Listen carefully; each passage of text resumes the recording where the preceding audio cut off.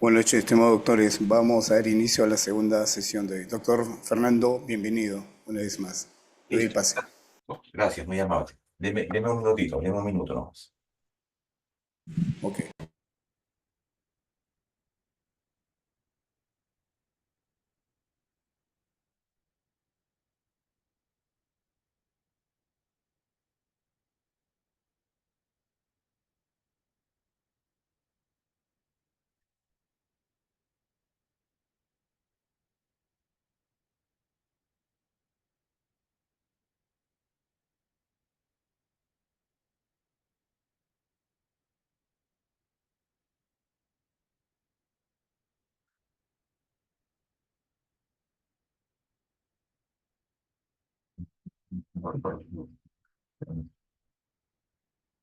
¿Qué tal? Muy buenas noches. Muy buenas noches, por favor, confirme si se escucha y se ve.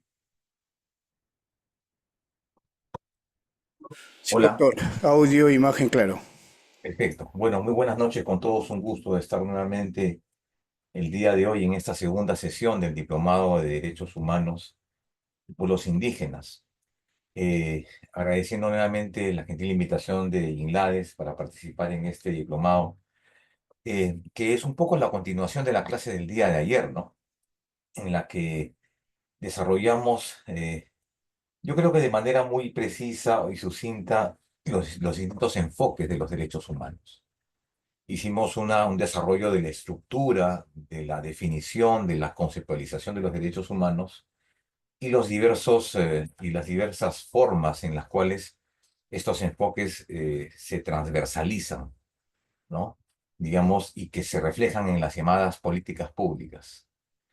Y bueno, el día de hoy entonces nos toca un poco desarrollar lo que significa las políticas públicas en materia de derechos humanos. Yo más bien hubiera pensado que, digamos que la sesión hubiera sido al revés. Tocar por un lado el tema de gestión pública y gobernanza pública, políticas públicas, y luego el tema del enfoque. Pero en fin, digamos, son temas complementarios estos que se han planteado el día de hoy para su desarrollo. Si algo ha quedado claro el día de ayer en la sesión, era que efectivamente no es posible desarrollar el tema de una gestión pública, no, es decir, implementar, ejecutar y supervisar este conjunto de acciones y actividades si es que no se usan las políticas públicas. Y estas políticas públicas están basadas en enfoques. Ya habíamos dicho el día de ayer, habíamos dado el día de ayer una serie de ejemplos al respecto. Pero lo que yo quiero incidir en en estos primeros 15, 20 minutos es lo que significa básicamente esta diferencia de lo que significa el día de hoy la gestión pública y la gobernanza pública, que son dos conceptos ciertamente distintos y que en los últimos años, como lo dije el día de ayer, han motivado una serie de controversias, porque ya no se habla del tema de gestión pública. Ahora lo que se denomina es gobernanza pública. Y la gobernanza pública es un concepto ciertamente moderno. Y si nosotros debemos optar entre un proceso de modernización y un proceso de reestructuración, entonces deberíamos entonces optar por un modelo de modernización. La modernización nos dice de que debemos escoger un nuevo modelo, ¿no? Pero en atención a las nuevas vertientes de la ciencia, en atención a las nuevas vertientes del conocimiento, que lo que hacen es lo que hacen es nutrir al derecho. En ese sentido, este nuevo concepto de la gobernanza pública, me parece, digamos, importante desarrollarlo en estos 20 minutos no más, para hacer algunos alcances de lo que significa este nuevo modelo, ¿no? De lo que significa la gobernanza pública. Y es algo que nos va a servir para implementar y ejecutar políticas públicas. La gestión del sistema de esta gobernanza pública, yo creo que comienza el 2009 a propuesta de Naciones Unidas y que define el concepto el tema, que define el tema de la gobernanza pública como el proceso de una toma de decisiones por parte de actores interesados con respecto a un territorio, recurso, problemática, y al proceso en el cual estas decisiones son implementadas o no implementadas, ¿de acuerdo? Ya no únicamente por el Estado, sino en concordancia con los ciudadanos desde un punto de vista mucho más igualitario y mucho más transversal. Es importante que este concepto de gobernanza pública debe ser utilizado en distintos contextos, como por ejemplo gobernanza corporativa, gobernanza internacional, gobernanza nacional, gobernanza territorial y gobernanza local. ¿No? Es decir, tomando en cuenta también un enfoque etario. No hay un solo enfoque de un concepto, digamos, único o, digamos, unidimensional del tema de la gobernanza pública, sino que este tiene que ser aplicado como la nueva versión del concepto de gestión pública, repito nuevamente, como la nueva versión de la gestión pública y que debe, digamos, debe responder a estos nuevos enfoques territoriales de los que hablamos el día de ayer, ¿no? Entonces, es importante señalar que este concepto de gobernanza pública, pues, tiene varios ámbitos en el desarrollo de la cuestión. Y entonces diríamos que es aquel proceso en virtud del cual los actores de una sociedad deciden los objetivos de convivencia, tanto fundamentales como coyunturales, es decir, aquellas situaciones que surgen de un momento a otro, así como las formas o las maneras de coordinarse, en el sentido de establecer una dirección y una capacidad de dirección. En consecuencia, el concepto de la gobernanza pública implica dos dimensiones y en primer lugar privilegia el concepto de la vida humana en sociedad y la intencionalidad social, es decir, ya no es únicamente el estudio del Estado y sus dimensiones, administración pública, sino básicamente la capacidad social de transformar los propósitos en realidades. Ese es un tema importante porque dentro del Estado tenemos una multiplicidad de instancias que lo que hacen es diseñan políticas públicas, claro, pero no toman al individuo como el centro del problema. Estas políticas públicas generalmente están a veces basadas o dirigidas por la capacidad económica, o a veces también planteadas por coyunturas, o a veces están planteadas, como ustedes bien saben, por intereses que no necesariamente se centran en el individuo. El enfoque de gobernanza pública no implica que ya no es el Estado el único actor encargado de dirigir y de solucionar los problemas públicos presentes en la sociedad, sino que lo que busca es involucrarlos básicamente. Así el sentido de gobernanza pública, es decir, el nuevo concepto de la gestión pública, se convierte ciertamente en el orientador y articulador de una sociedad en red, en donde las energías y o esfuerzos y los recursos en conjunto de esos actores públicos, ¿no? Públicos y no públicos, se encuentran dispersos y deben ser debidamente alineados. Es decir, cuando se implementan las políticas públicas en un concepto de este concepto nuevo de la gobernanza pública, lo que se busca es que por lo menos haya compromiso de la sociedad, que haya identificación, esta visión común, ¿no? ¿Qué es lo que quiere la sociedad en su conjunto? Queremos esto, perfecto. Entonces, ¿quién se encarga de hacer efectivo esta política? El Estado, la administración, el municipio, el gobierno regional, pero no siempre este tipo de políticas públicas está en concordancia en tomar al individuo como una visión, digamos, como regresar a una visión, ciertamente, yo diría, una idea, si cabe el término, antropocéntrica, ¿no? Tomar el centro como el individuo.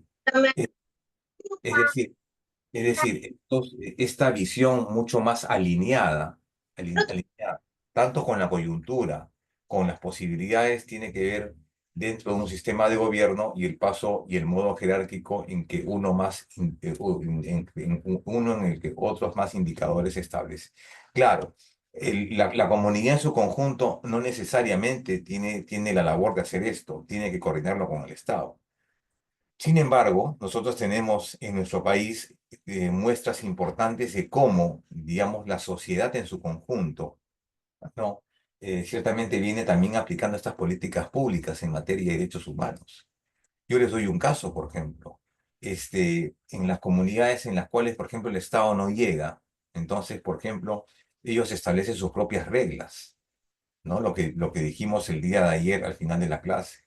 Por ejemplo, ellos también, frente a la deficiencia o la carestía o la insuficiencia de que el Estado llegue a determinados sectores vulnerables, yo creo que algunos sectores, que esos sectores asumen respuestas, como por ejemplo son los comités de vaso de leche o los comedores populares. Ellos gestionan, es decir, son actores, son actores directos y comprometidos con esta función de implementar esta nueva gobernanza. Y esto no tiene nada que ver con el Estado, ¿no? Simplemente el Estado puede apoyar, el Estado puede de alguna manera coadyuvar, el Estado reglamenta, el Estado colabora, pero el Estado ciertamente a veces está ciertamente ausente.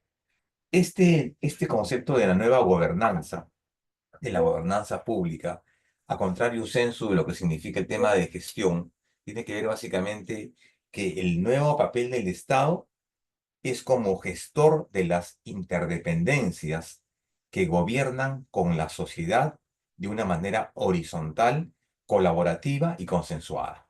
Vean ustedes lo importante que es esto, ¿ah? Nuevamente repito, en este modelo de gobernanza pública, ya no de gestión, porque si vamos a desarrollar políticas públicas hay que hacerlo en el contexto correcto, ya no en el antiguo modelo, sino en el modelo actual. El nuevo papel del Estado es como gestor de las interdependencias que gobiernan con la sociedad de una manera horizontal, colaborativa y consensuada. Y por otro lado, plantea una administración abierta, transparente, participativa y principalmente colaborativa. La gobernanza pública como concepto a nivel sociopolítico permite establecer acuerdos mutuos, obligaciones, derechos y sobre todo propósitos de una sociedad en red, una sociedad ya mucho más vinculada. Es decir, fijar objetivos prioritarios, metas, desafíos a resolver, amenazas a enfrentar y principalmente cómo utilizamos esas oportunidades para aprovechar de manera compartida los retos de una sociedad, digamos, en conflicto. Esta gestión, este nuevo modelo de gestión pública que se conoce como gobernanza, es gestionar a nivel macro, es decir, gestionar el sistema y no solo cada organización pública de manera individual. Es decir, no es únicamente ya el ministerio, por ejemplo, frente a los desastres naturales, no es únicamente decir, es el ministerio, por ejemplo, de vivienda, el ministerio de transportes, el ministerio, no sé, se me ocurre los temas que están pasando ahora último de las lluvias, ¿no? Es INDECI, digamos, el Ministerio de Defensa, la policía. No, es simplemente entender de manera compartida el problema, ¿de acuerdo? Entonces, ese es un concepto interesante. Y el liderazgo que asume la ciudadanía en ese contexto, ¿no? En esa suerte de red, ¿no? Es dar una iniciativa también a quienes, a la población en su conjunto, donde el Estado ciertamente asume un papel de mediador. Y este nuevo concepto de gobernanza, digamos, en el Perú está poco, poco o ciertamente nada desarrollado. El único antecedente que yo podría, digamos, identificar con respecto a políticas públicas serían los mecanismos de participación ciudadana, ¿no? Nada más, en los cuales el Estado o la administración o el municipio convoca a la ciudadanía, efectivamente, ¿para qué? Para conocer las opiniones, las propuestas y demás. Y eso se hace, digamos, en distintos segmentos. Yo particularmente, por ejemplo, les comento cómo se hace esto efectivo. Yo, por ejemplo, soy el asesor legal de la Asociación de Vivienda en el vecindario donde vivo. Entonces tenemos ciertamente a veces reuniones con el alcalde, con la gente de seguridad ciudadana y tenemos una participación activa. Eso es hacer gobernanza. Entonces, el ciudadano en su conjunto, el vecindario en su conjunto, la sociedad en su conjunto se convierte en una suerte de gestor público. Es quien tiene la responsabilidad a veces de gestionar ese sistema. Son líderes, integradores, son orientadores y articuladores de ciertas sinergias, energías y esfuerzos con una gran capacidad de negociar, de mediar y de generar consensos ante los diferentes intereses, tanto de la red digamos, que se genera, como por parte del Estado. Es importante también en este sentido medir el rendimiento y enfocarse en los esfuerzos, en los resultados de ese sistema, ¿no? Porque si no vamos a ser capaces de medir el sistema, de medir cómo funciona el sistema, entonces simplemente estamos, digamos, arando en el mar. Estamos, digamos, podríamos estar en esta gobernanza pública años tras años si no somos capaces de medir el sistema. Entonces, efectivamente, hay que garantizar el concepto de la medición y de la evaluación. Y parte de la sesión del día de hoy tiene que ver con eso, ¿no? ¿Cuáles son los mecanismos de evaluación?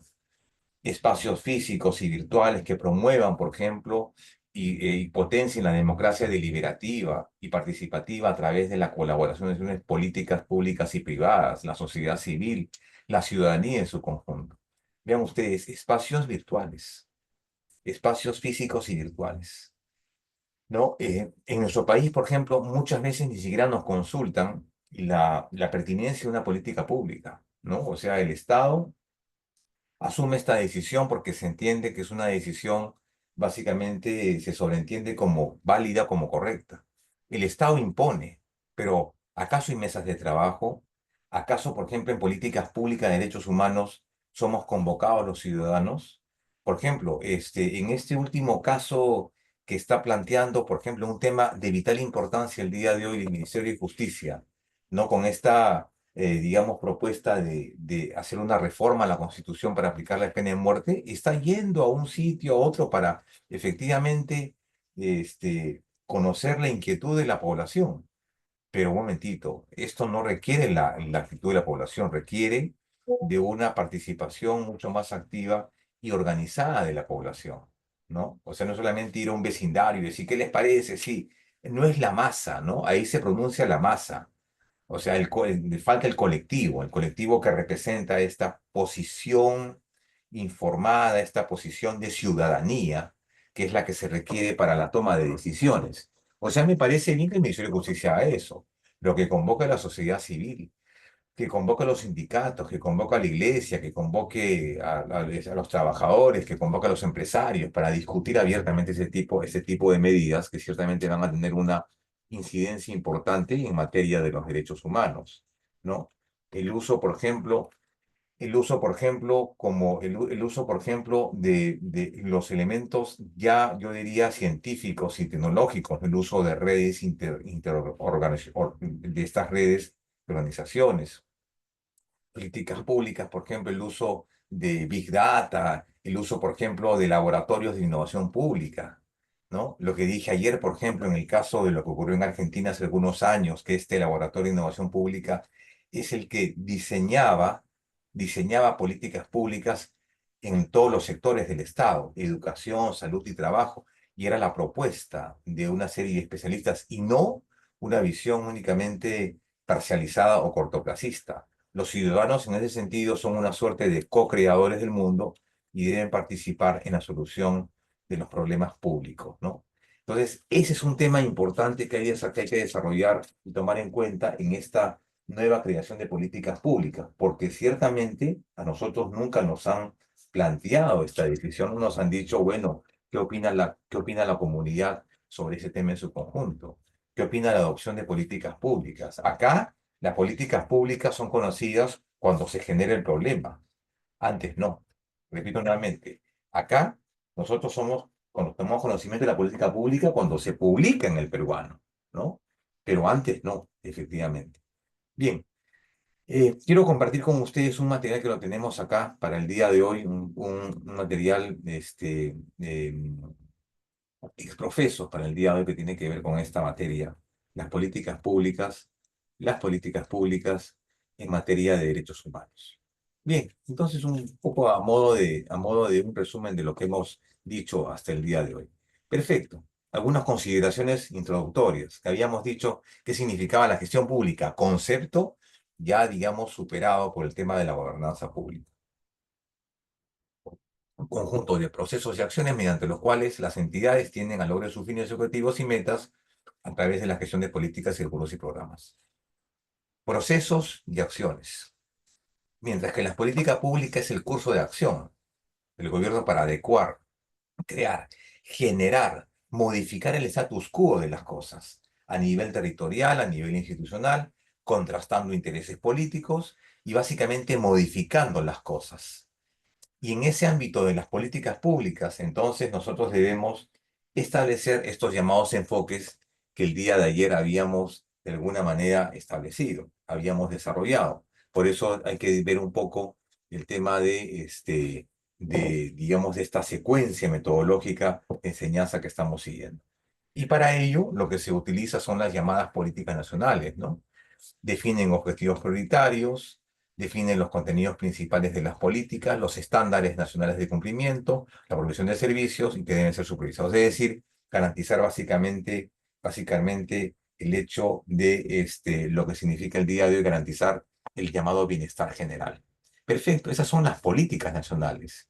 Las políticas nacionales en distintos sectores. Bueno, lo que nos interesa en específico el día de hoy son las políticas públicas en materia de DDH. Yo diría que en principio las políticas públicas en general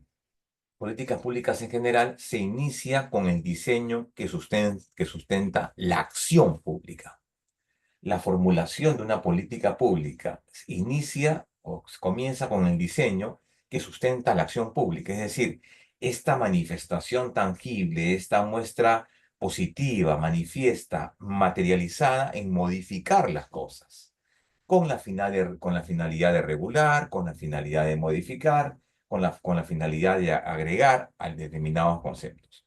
Este diseño de política pública es un plan estratégico que desarrollan las autoridades con el objetivo de lograr un propósito específico. En ese sentido, una política pública es toda aquella acción, pero también omisión del Estado. Ojo con esto. La política pública es toda aquella acción u omisión del Estado, que tiene como propósito fundamental resolver problemas o necesidades de la sociedad, de manera que no solamente supone hacer algo dentro de un nivel de gobierno, pero también dejar de hacer aquello que podría ser realizado por otro estamento. Por tanto, esta política pública determina y procura básicamente un fin a alcanzar, siendo así que esta política pública siempre y a la vez decide elegir y renunciar a algo que se podría hacer o que debería ser algo o digamos o debería ser realizado. Ojo con esto, porque las políticas públicas, como dijimos, pueden ser acciones, pero también pueden ser omisiones. O sea, yo dejo de hacer algo, también podría ser una política pública. Digamos, lo concreto sería de que esa actuación manifiesta, evidente, este hacer, digamos, modifique el status quo de las cosas. Pero obviamente en el ámbito de qué? En el ámbito de los contenidos de los derechos humanos, ¿no? Y en el ámbito de las obligaciones del Estado. La administración pública es la que tiene que llevar a cabo esto.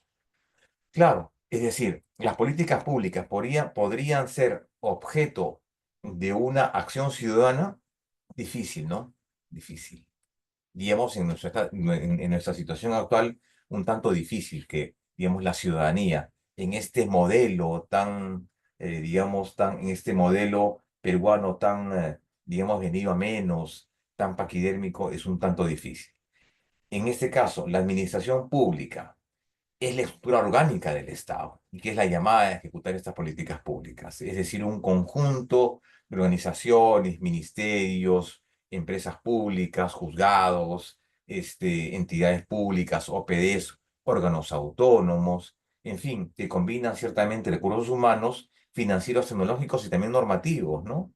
Los mismos que se transforman en estas políticas públicas y que se brindan a los ciudadanos a través de servicios en productos con la finalidad de atender necesidades básicas de los ciudadanos. Ciertamente, lo que buscan es, en definitiva, garantizar eso, o sea, buscar objetivos sociales, políticos, económicos y mejorar la vida y la calidad con ellos de sus habitantes. Eso es lo que busca básicamente una política pública. En este caso, estas políticas públicas, en el fondo, ¿qué cosas son? Un conjunto de objetivos, decisiones y acciones que lleva a cabo un gobierno, el gobierno en su conjunto, es decir, cuando digo gobierno, me refiero a esta visión temporal de 5 años, ¿no?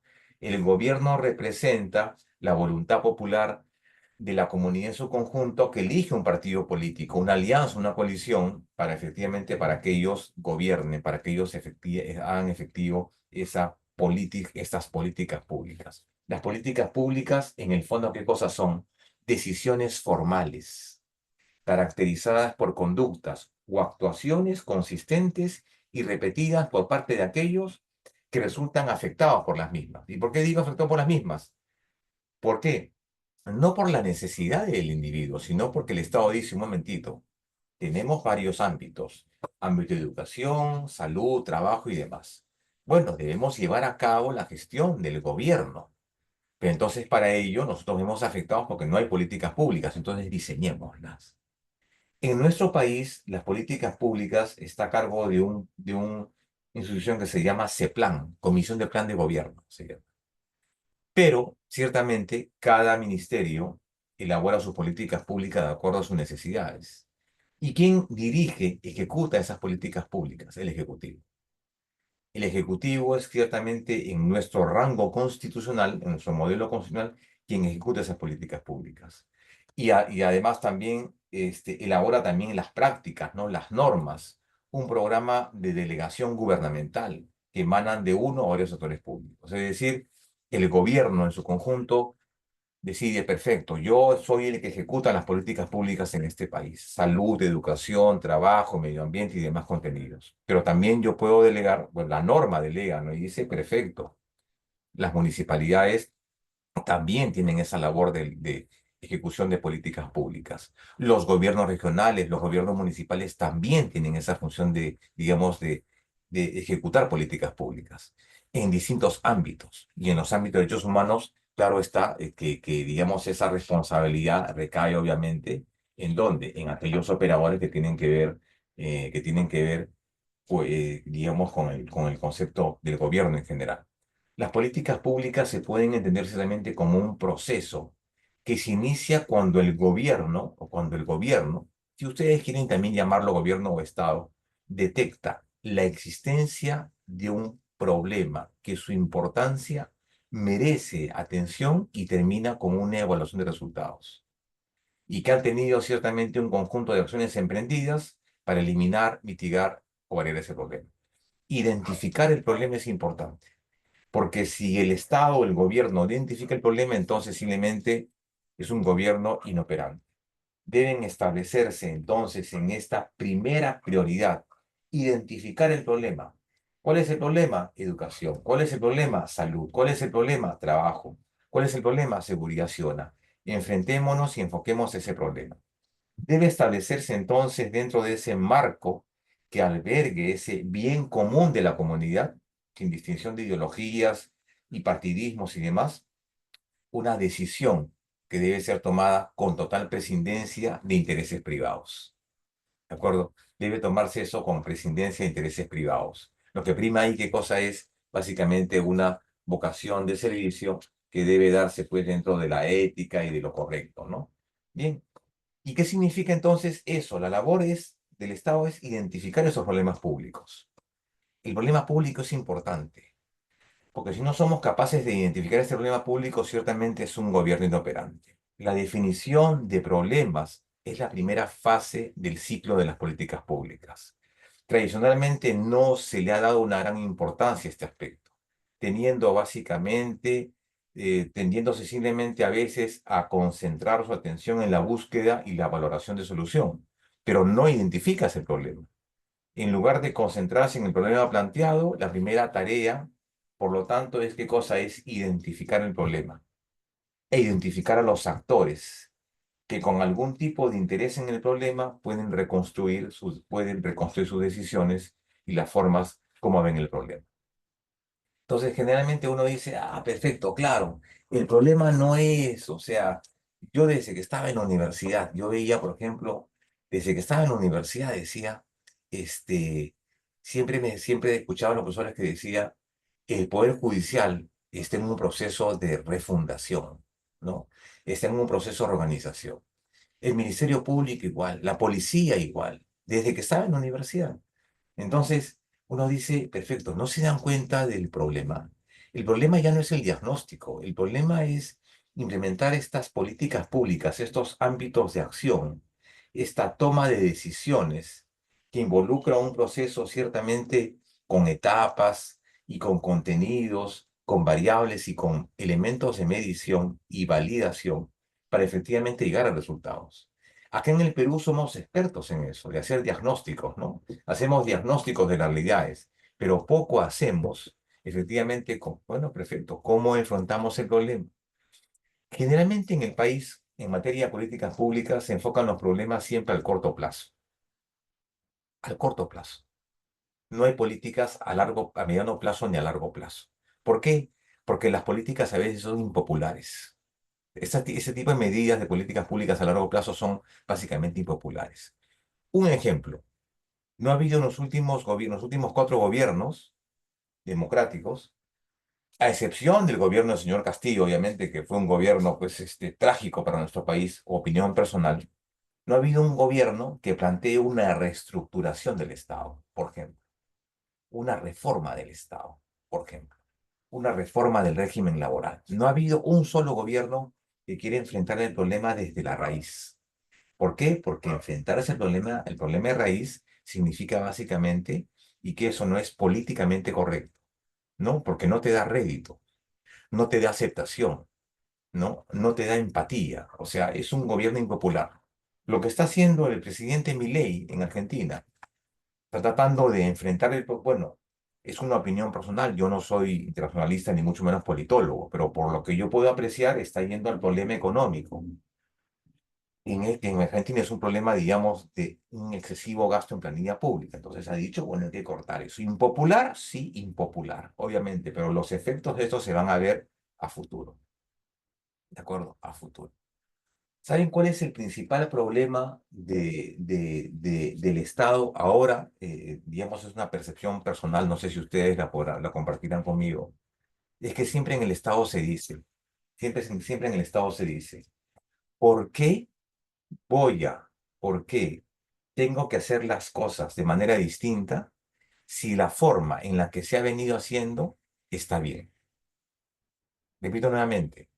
¿Por qué tengo que entrar a un proceso de innovación, hacer las cosas de distinta manera, cuando de la forma que lo he venido haciendo está bien?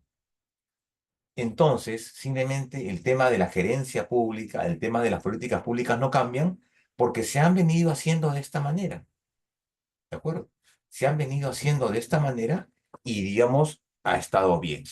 Pero todo en el mundo, todo en la vida es perfectible, ¿no es así? Todo se puede mejorar. Entonces esa es la traba, ¿no? ¿Por qué tengo que hacer? ¿Qué es lo que hace por ejemplo, un alcalde cuando llega al municipio?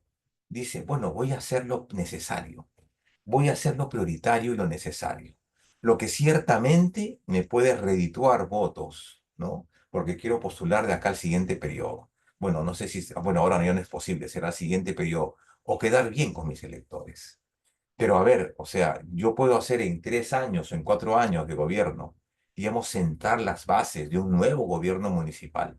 No lo va a hacer, porque ya cuando lo planifica, a mitad del periodo le vienen los problemas, las revocatorias, los conflictos, ¿no? Digamos, las riñas políticas. Lo quiere hacer al último año, ya lo hace obviamente con una carga política y con un desgaste más que evidente. Eso es algo, digamos, que ocurre generalmente en los programas de gobierno. Comienzan a pensar en términos ciertamente cortoplacistas, cuando en el fondo los gobernantes deben ser estadistas, no deben ser, digamos, políticos que vean un término, una política del corto plazo. ¿Qué es lo que yo visiono a la educación de acá a 10 años? Cuando yo no esté en el gobierno, ¿cómo visiono el, el régimen de salud de acá a 10 años? Cuando ya no esté en el gobierno, pero al menos senté las bases. Cuando al menos senté las bases. Y eso lamentablemente no se ha hecho. Y eso tiene que ver con eso, ¿no? Con el apoyo de la decisión política, el apoyo para la discusión política sobre la definición del problema. ¿Se resuelve con qué? Efectivamente, con reuniones políticas, con consultas, con intercambios de información, con mesas de con mesas de diálogo, con concertación, con comprensión de de las posibles ramificaciones y evaluación de los problemas y de los problemas que surgen como esto. Y eso lamentablemente no hay, ¿de acuerdo? O sea, ese consenso para la adopción de medidas lamentablemente no hay, o sea, o no se da. ¿Por qué? Porque no es políticamente correcto. Entonces, el problema, ciertamente, en nuestro país hay que anticiparlo para poder controlar sus efectos. Tiene que ser acá tenemos siempre una política reactiva, ¿no? Es una política reactiva la que tenemos en nuestro país. En materia de DDH, es una política reactiva. ¿A qué me refiero con esto? Se toma la decisión una vez generado el problema. Se toma la decisión de una política pública una vez generado el problema. Cuando lo correcto debería ser, se adopta la política pública antes que el problema aparezca. ¿No les parece? Perfecto. Voy a dar un caso muy puntual y muy actual y muy conflictivo y peligroso y aparte muy complejo en nuestro país.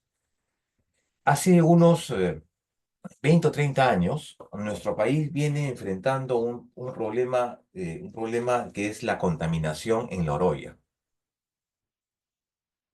Ustedes saben, la Oroya es un asentamiento minero que se ha formado, digamos, en el departamento de Junín y que hace 30 años es una situación que ha venido sucediéndose de empresas mineras que han estado, digamos, concentrando el mineral y contaminando todo el río y contaminando toda la población. Estas empresas mineras han estado quebrando una tras otra y vendiendo los activos al Estado.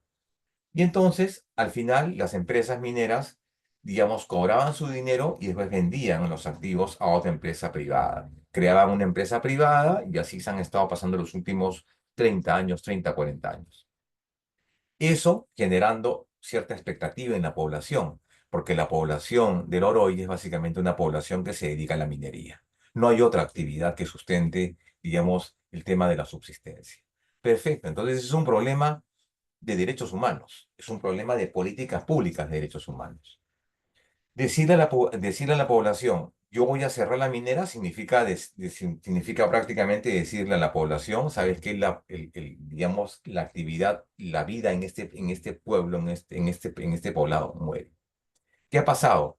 A raíz de esa, digamos, actividad minera, toda la población está, digamos, en peligro y contaminada. No hace un mes, no hace 2 meses, no hace un año, hace 20 años. La Corte Interamericana ya ha encontrado responsable al Estado peruano de esta contaminación. Eso se debió prevenir, no se hizo. Entonces la Corte Interamericana le ha dado un plazo de un año, que ya vence este marzo, para que diga, perfecto, qué políticas públicas en materia de DDH. Obviamente nos interesa el tema de DDH, no nos interesa reflotar la empresa, nos interesa lo del tema de DDH. ¿Qué medidas, qué políticas públicas de DDH tendrían que implementarse acá?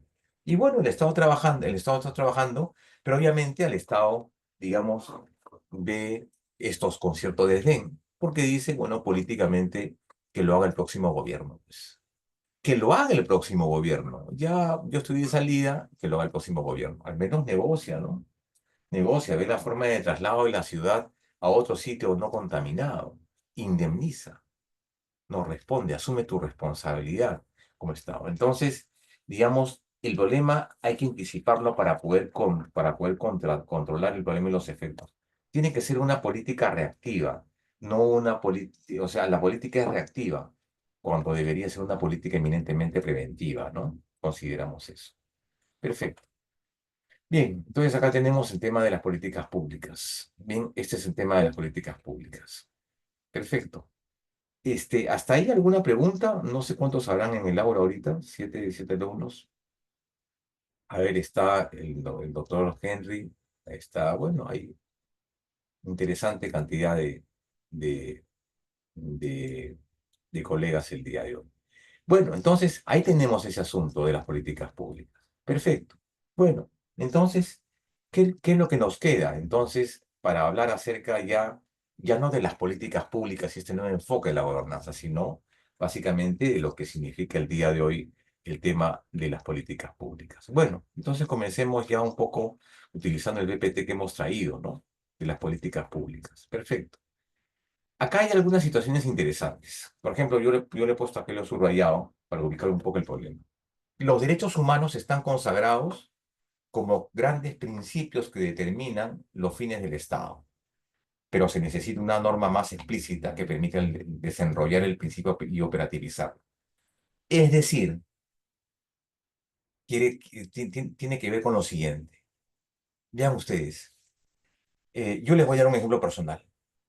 A mí en lo particular, hace muchos años que yo trabajo para el Estado y siempre me dediqué al tema del derecho constitucional, viendo el tema del Estado, de los derechos, el tema básicamente de la protección de los derechos fundamentales y demás.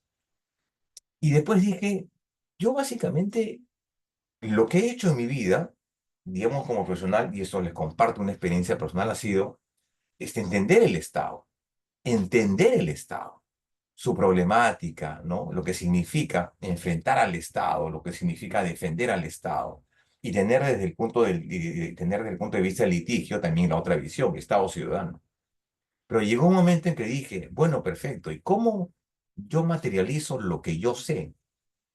¿Cómo es que materializo lo que yo sé? O sea, esa concepción no se puede quedar únicamente en una idea, ¿no? En una idea, sino que en algún momento tiene que aterrizar. Entonces yo dije, bueno, me interesó el tema de la gestión pública. Yo dije, claro, o sea, lo que yo sé lo puedo aplicar ya no únicamente como una teoría, sino como una práctica. Entonces dije, bueno, ¿y cómo aplico la práctica? La práctica la aplico cuando yo diseño, ¿no? Políticas públicas. Y la política pública implica ¿qué cosa? Un enfoque de política pública, lo que vimos el día de ayer. Perfecto. Entonces, los derechos humanos y la concepción que tiene el día de hoy no significa que los derechos humanos únicamente son categorías jurídicas de gabinete o de estudio, ¿no? O sea, de nada, yo no resuelvo ningún problema diciendo sí, los derechos de primera generación, que Karel Bassett, que el año de 2007, derechos de primera generación, segunda generación, tercera, cuarta y quinta generación. Con eso no resuelvo absolutamente nada. En algún momento yo tengo que aterrizar.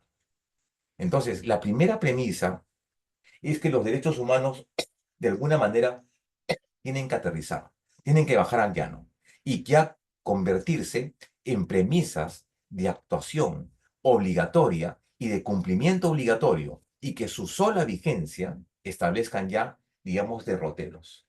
El derecho a educación tiene que de alguna manera ya ha sido constitucionalizado y ha sido garantizado y ha sido históricamente protegido y ha sido positivizado, digamos, desde muchas constituciones atrás. ¿Y qué tenemos que hacer? Debemos entonces, ¿qué cosa? Efectivizar ese derecho. De nada nos sirve que haya un postulado en la Constitución que nos diga toda persona tiene derecho a educación. De nada nos sirve que toda persona tiene derecho digamos, a la salud. ¿De qué me sirve? ¿De qué me sirve si no lo operativizo? Yo les pregunto, por ejemplo, derecho a la salud, un tema importantísimo. Uno dice, lee la Constitución y en la Constitución a partir del artículo 14 o 16 está el derecho a la salud. ¿Qué dice? Toda persona tiene derecho a la salud, toda persona tiene derecho al goce de una prestación por parte del Estado. ¿Y cómo se hace? Y digo, ¿y cómo se hace? ¿Y cómo se hace? Entonces, el problema es que acá hemos teorizado estos derechos durante muchos años. Debe llegar el momento en que esos derechos deben asentarse. Yo diría desde la óptica de políticas públicas.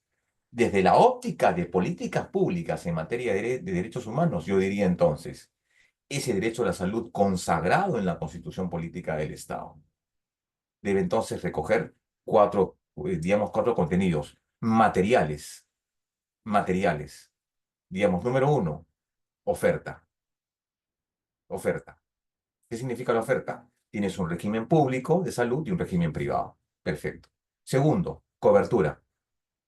Cobertura. Nada te sirve que tú tengas un régimen privado, un régimen público, si no puedes atenderte. Segundo, cobertura. Tercero, mantenimiento de la oferta. Es decir, ¿va a ser únicamente para un accidente o va a ser este concepto para, digamos, para un tratamiento? ¿Va a ser para un tratamiento prolongado o va a ser para una operación? ¿Va a ser para recuperación? ¿Para qué? Oferta. Mantenimiento de la oferta. Después, ¿qué viene? El otro elemento, curación. Porque para eso estás yendo a un hospital. Si no tienes dinero para el Estado, por un régimen privado, entonces un régimen público te da la qué cosa, la posibilidad de operar. Perfecto. ¿Qué más viene? Te operan y listo, te vas a tu casa. Rehabilitación. ¿De acuerdo? Por último, ¿qué cosa viene? Prevención. Entonces, este es un caso interesante porque nos permite ver, perfecto, las políticas públicas tienen en algún momento que concretizarse, tienen que materializarse, ¿no? Entonces, esta política pública se materializa en virtud de las políticas públicas, pero como las políticas públicas no son uniformes, le dijimos el día de ayer, no son estancos cerrados, no es algo que yo digo, tengo acá política pública de salud, tengo acá política pública de educación, tengo acá política pública de trabajo, tengo una política pública para pobladores de la sierra, de la selva, de la costa. No, cada caso en concreto va a determinar la política pública y el rumbo de acción que uno debe tomar en cuenta. Entonces, están consagrados como grandes principios, pero se necesita una norma más explícita que permita desenrollar el principio y operativizarlo en términos de actividades, decisiones y acciones de las autoridades. Perfecto. De tal forma que esta suerte, como dice acá el texto, esta suerte de desempaque, porque lo que queremos es un poco, tenemos este derecho a la salud, entonces abrámoslo. Y acá entonces hay dos pasos. Desagregar los derechos que componen el derecho que se va a analizar. ¿Qué significa esto? Claro, los derechos tienen subderechos, ¿no es así? Los derechos tienen subderechos. Claro, que están delimitados por la ciencia constitucional, que están delimitados por la ciencia jurídica. Eso es cierto. Pero en la práctica, ¿yo qué hago? En la práctica no me voy a dedicar simplemente a decir, bueno, el derecho a la salud, educación, trabajo. No, simplemente qué cosa tengo. Tengo que desagregarlos. Y desagregarlos, como dice el profesor Peter Haberle, debo concretizar los derechos. Es decir, si a mí, por ejemplo, me dicen, vean un caso, me dicen, por ejemplo, doctor, ¿sabe qué? Queremos contratarlo a usted, porque yo también he sido consultor, yo también he sido consultor de PNUD durante algunos años. Entonces me dicen, por ejemplo, doctor, que ¿sabe qué? Queremos contratarlo a usted para que haga un estudio, por ejemplo, del impacto en comunidades nativas y campesinas, por ejemplo, a ver, queremos contarlo para que haga usted un impacto de la justicia comunal, por ejemplo, voy a dar un sitio que yo conozco y me ha encantado como experiencia. El impacto de la justicia comunal en Taquile, por ejemplo, en la isla de Taquile, en Puno. Entonces yo voy a ir pues con un marco conceptual distinto, ¿no? Yo no voy a ir con un marco conceptual occidental y decir, sí, pues que la jurisdicción, que el artículo 139. Mi marco conceptual debe ser distinto, entender, es una comunidad nativa, es una comunidad que tiene su propia idiosincrasia, sus tradiciones, sus leyes y sus normas. Para ellos la política y la justicia ordinaria no existe. No existe, no hay policía, los códigos tampoco existen. Yo tuve la oportunidad de ir hace años y estaba en tres oportunidades en Taquile y cuando conversé con el juez, le dije, señor juez, ¿y dónde están sus códigos? ¿Dónde está su código? ¿Código penal? ¿Código civil? No, acá hacemos la justicia, parecía el juez de la tremenda corte, ¿no? Acá hacemos la justicia como a mí me parece, de manera ancestral, claro, porque era pues un hombre sabio, era la tradición. Entonces, desagreguemos esos derechos, ¿no? Desagreguemos esos derechos, veamos el derecho digamos, en su conjunto, porque si no, no va a ser posible implementar ninguna política. Yo el día de ayer me quedé con un dato interesante en la clase del día de ayer y dije, si un juez que digamos que va a hacer justicia, por ejemplo, no sé, se me ocurre en Chalhuanca, en Chalhuanca, que está en Abancay, por ejemplo, o que un juez que va a ir, por ejemplo, no sé, se me ocurre, pues, a Volpebra, o un juez que va a ir, por ejemplo, no sé, a Janco Janco, en la ciudad de Puno, al límite con Tacna, ¿no? Entonces, un juez tiene que conocer qué cosa, el quechua, el aymara, conocer las tradiciones. Si no tienes ese concepto, entonces tú no vas a ser capaz de desagregar. ¿Por qué? Esa política pública tiene que ver con qué? Derecho a identidad, ¿de acuerdo? Derecho a acceso a la justicia, ¿no? Y una serie de derechos. Entonces, lo primero que tiene que hacer es esto, desagregar los subderechos que componen el derecho que se va a analizar. Lo primero para identificar una política pública. Y el segundo paso es, claro está, identificar las obligaciones generales de naturaleza institucional que se derivan de la aplicación del derecho. Es decir, lo que el Estado se compromete, lo que el Estado tiene que hacer. Y en eso tiene que ver, número uno, ya, como ejemplo, el artículo 1.1 y 1.2 de la Convención Americana de San José, Costa Rica, que claramente dice, los estados se comprometen a garantizar, los estados se comprometen a proteger y los estados se comprometen a realizar los derechos fundamentales de la sociedad en su conjunto. Ese es básicamente lo que tenemos que hacer. Entonces, ¿quiénes serán sujetos de estos derechos y cómo digamos, cómo deben de materializarlos? Efectivamente. Entonces hay que establecer estos diseños. Primero las políticas públicas en virtud de enfoques y después digamos, estos ámbitos, digamos, esta suerte de etapas de lo que significa las políticas públicas.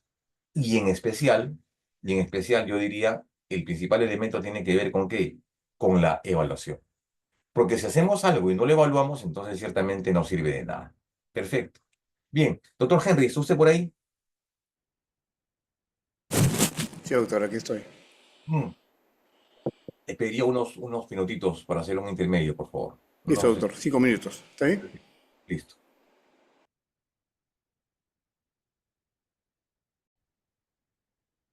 Perfecto. A modo de un poco digamos, de intercambiar opiniones y algunos pareceres al respecto, me parece como parte de un comentario final de esa primera parte que hemos señalado, que hemos desarrollado. Debo resumir una frase, ¿no? La frase es, en materia de derechos humanos y de políticas públicas aplicadas a los derechos humanos, hay que democratizar el mensaje, el lenguaje. El día de ayer hablamos acerca de una visión holística, una visión multidisciplinaria, en la cual solamente participan abogados, sociólogos, psicólogos, historiadores, antropólogos y demás, ¿no? Pero en esa visión es la que tiene que darse en esta política pública. No es únicamente un rol de abogado, ¿no? Y digamos, con cierta autoridad yo puedo hablar porque aparte de abogado también, digamos, tengo conocimientos de historia y de ciencias sociales. Entonces, yo digo esto, si vamos a implementar políticas públicas, no hagamos pues con la concepción tradicional o una concepción occidental, sino hagámoslo de una perspectiva, yo diría, más holística. Por ejemplo, yo les pregunto a los que están en el aula acá, si alguno de los presentes, por ejemplo, no sé, a ver, y les voy a plantear un caso muy puntual, ¿no? Haciendo esta referencia a este sitio que me pareció increíble, a Taquile, perdón, a Los Suros, en Puno. Yo tuve oportunidad de conversar con varios pobladores en Puno, en Los Suros. Ya he ido como 5 o 6 veces a Los Suros. ¿Ustedes creen que yo, por ejemplo, si les preguntaría, por ejemplo, como un interés propio de un abogado, le pregunto, y si ustedes conocen el derecho a la identidad, ¿qué me va a decir ese poblador? ¿Qué es eso? Porque nunca lo ha visto, no sabe qué cosa es. La mejor forma de comprender los derechos, la mejor forma de defender un derecho es comprenderlo. Si no tienes una cabal concepción del derecho, entonces no eres capaz de defenderlo, ¿no? Por eso es que los abogados siempre son los recurridos para resolver ese tipo de conflictos, porque comprenden el derecho, comprenden los límites, restricciones. Entonces, yo, por ejemplo, aquí abro el espacio para discusión. O sea, si ustedes creen que es posible, por ejemplo, que con una circunstancia como las he planteado, yo podría hablar, por ejemplo, a esta persona, un poblador de los Suros, y preguntarle qué es el derecho a la identidad, ¿qué me va a decir? No me va a decir absolutamente nada. Entonces debemos democratizar el concepto, el lenguaje de los derechos humanos, de las políticas públicas. Si ello no se da, entonces el lenguaje va a ser vacío. Y no matemos al mensajero, sino que el mensaje está mal. El mensaje está mal. Y diríamos, actividades como esta que nos promueve INGLADES para discutir estos temas me parece más que interesante porque tratamos de enfrentar el asunto no desde de una perspectiva jurídica, ¿no? Sino también desde una perspectiva básicamente vivencial y principalmente una óptica mucho más abierta, ¿no? ¿Alguno que quiera participar? Alison, Gabriela, Janet, Jessica, Noriega, Cueva, Yulisa o Crisia Milet, tienen los micros abiertos. A ver, cuéntenme en alguna experiencia que han tenido ustedes seguramente en ese contexto, ¿no? En el cual han querido, digamos, tener una visión un poco más, digamos, una visión mucho más particular de nuestra geografía, porque el diplomado se trata de eso, derechos humanos y pueblos indígenas. ¿Cómo es que enfrentamos esa problemática? ¿Cómo implementamos políticas públicas? ¿Cómo llevamos el mensaje de una política pública en esos ámbitos? ¿No? ¿Alguien quiere participar? Con todo gusto. Un poco para intercambiar pareceres, ¿no?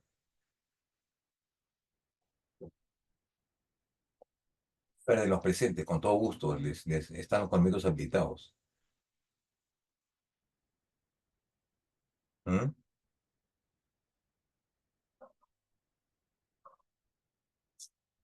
Por lo que veo, no tiene mucha convocatoria mi invocación, ¿no? En fin. Amalida Villacorta, Jessica Karina, Alison Gabriela, Janet Mares, Yulisa Figueroa, Cristian Milet.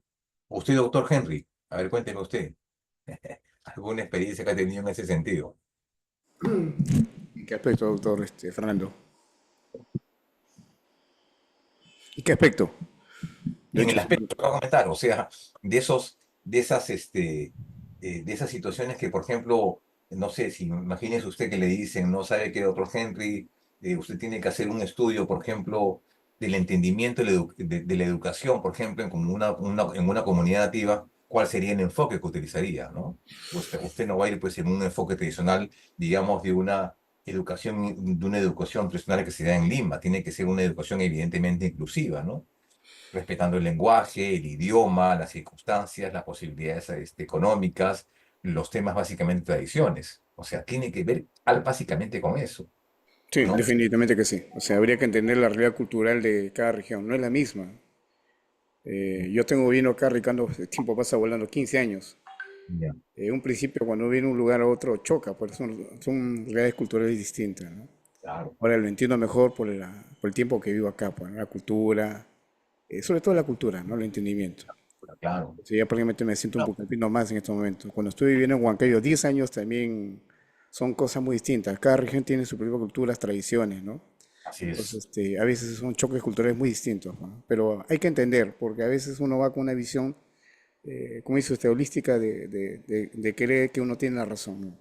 Mm, Cada región tiene lo suyo y la educación tiene que adaptarse a la realidad cultural de cada región. Creo que aquí los abogados aquí presentes saben eso porque ellos han trabajado en diversas regiones de acá del oriente peruano. Y aún así, claro, estando en la selva, conozco también Tarapoto igual que usted, igual que solo mis colegas. Cada región, aún así siendo la selva también tiene sus propios matices. así es, Siempre converso con la gente de Quito no piensa igual que la gente de Pucallpa. así La es. gente de Pucallpa no piensa igual que la gente de Tarapoto y también igual de Puerto Maldonado. Puerto Maldonado. Siempre Claro, hay matices. Nunca, nunca, nunca van a ser iguales, ¿no? Siempre hay claro. diferencias. Eso lo tengo bien claro. Aparte también hay un elemento de apertura, ¿no? También por la cuestión geográfica, ¿no? La gente de la costa es una gente mucho más abierta, mucho más a veces, yo le diría por experiencia propia, tiene otra mentalidad que la gente de la sierra y que la gente de la selva, definitivamente, ¿no? En cambio, la gente de la Estamos de selva, como acuerdo. dicen, la gente de la selva, yo también soy, digamos, selvático de nacimiento, pero es gente mucho más alegre, la fiesta, ¿no? Todo el día están en fiesta. Si aplicamos el FODA en lo que es administración, cada cultura tiene fortalezas y sus debilidades también, ¿no? Así No es es. crítica, sino entender que cada cultura tiene sus cosas interesantes y también cosas que hay aspectos que se debe trabajar a través de la cultura, ¿no? Educación y cultura. Es otra forma de poder mejorar como sociedades, ¿no? Y Así eso es. también lo he ido viendo, ¿no? Hay cositas que se debe mejorar, definitivamente que sí. Así es. El Perfecto. tiempo que estoy Bueno. viendo, trabajando aquí, hay fortaleza que tiene la gente de la serranía que no tiene la selva, y así, cada la selva tiene fortaleza, la gente es alegre, es comedida, es bastante humilde, y hay cositas también de su personalidad, en forma general, no todos son, eso también quisiera por favor que me entienda, no todos podemos generalizar, ¿no? Hay Claro, individuos que destacan pero, y otros que hay que mejorar, ¿no? Ujú. pero hay gente mucho más alegre que en la costa, pues, doctor. No, en ese aspecto sí. Los Eso no, costeños somos no, más, acá la gente me da linchas, digo que no. medio Aquí los somos medio pucalpinos son, pretenciosos. lo de la gente es muy alegre. Eso sí nos lleva de encuentro con la gente de la sierra o de la costa, ¿no? Así es. Definitivamente. Y por ejemplo, la gente de la sierra son gente mucho más vinculada al tema del matriarcado, de la familia, de las tradiciones, ¿no? Yo, por ejemplo, yo nací en la selva, pero yo me crié en Ayacucho, por ejemplo. Claro. Pasa que el medio Tradición. ambiente, eso es lo que siempre, si hacemos todo sociológico, el medio ambiente influye en la característica, en la persona de cada las personas. El ser humano, el del Ande es más reservado, si se ha dado cuenta, ¿no? Más Así es. reservado. Más reservado, Sí, más efectivamente. reservado. La gente de la costa tiene un concepto de más alegre, más pícaro, qué sé yo, ¿no? Y la gente de la selva siempre se caracteriza por ser gente más alegre, bueno, definitivamente. Ujú. Así es, doctor. Perfecto. Bueno, a falta de comentarios, vale mucho su posición, estimado doctor Henry. Perfecto. Veamos entonces ahora los principios en los cuales se fundan las políticas públicas. Pero obviamente principios en materia de los derechos humanos, no en otros temas. Un elemento fundamental acá es la igualdad y la no discriminación. Ya dijimos el día de ayer de manera muy tangencial, el tema de la igualdad tiene que ver básicamente con un derecho fundamental, no desde el punto de vista de la igualdad formal, de la igualdad que todos somos iguales, sino haciendo una distinción entre una igualdad formal y una igualdad material. El concepto de que en la aplicación de este enfoque diferenciado nos debe llevar a entender de que no todos somos iguales. ¿No? Esta premisa constitucional del artículo 2, inciso 2, artículo 2 de la Constitución, digamos que es, como decimos el día de ayer, insuficiente, ¿no? Insuficiente en el sentido de que solamente plantea el tema de la discriminación por distintas razones, pero lo plantea, digamos, de manera favorable, ampliando el concepto, ¿no? En temas de raza, opinión, origen, eh, religión y distintos contenidos.